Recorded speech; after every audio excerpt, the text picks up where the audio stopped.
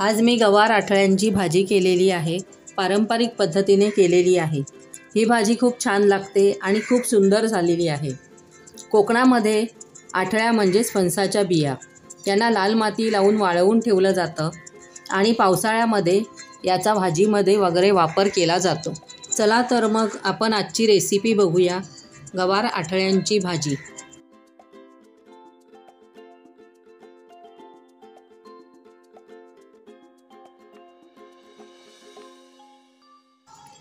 आता ही गवार तोडून घेतलेली आहे आणि ती पाण्यात भिजवून ठेवली आहे।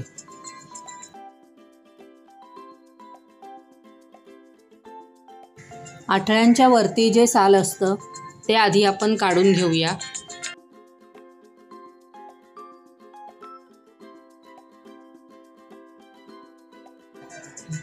आता या आठळ्यांचे बारीक छोटे तुकडे करून घेऊया।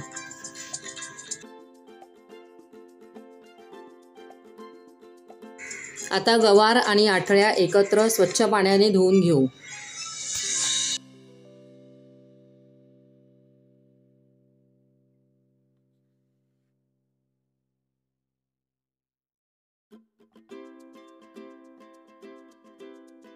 आधी भाजीसाठी लागणारा मसाला तयार करून घेऊया। यासाठी मी 1 बाऊल ओलं खोबरं, 1 उभा चिरलेला कांदा, 5-6 लसूण पाकळ्या, थोडं आलं आणि कोथिंबीर एकत्र घेतलेला आहे।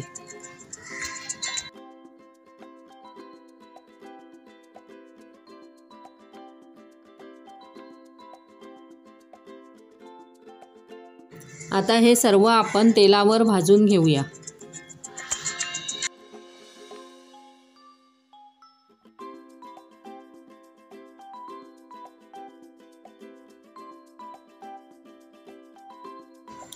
आता हे खोबरं भाजत आहे तोपर्यंत आपण भाजीची फोडणी करून घेऊ।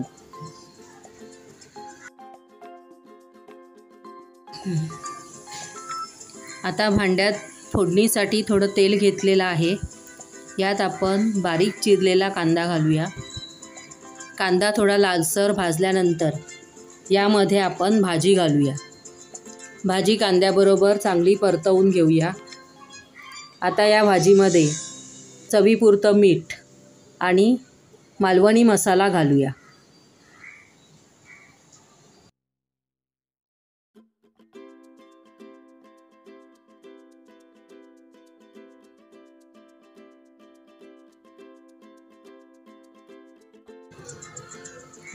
आता भाजी व्यवस्थित परतवून घेऊ आणि त्यावर झाकण घालून ठेवूया।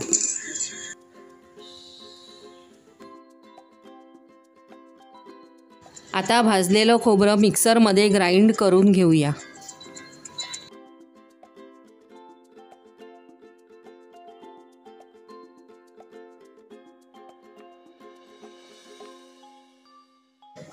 आता हे वाटण भाजीमध्ये घालून चांगलं मिक्स करून घेऊया।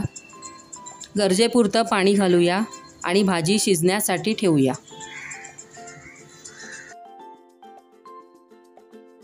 आता ही भाजी बऱ्यापैकी तयार झालेली आहे आणि यातल्या आठळ्यासुद्धा छान शिजलेल्या आहेत।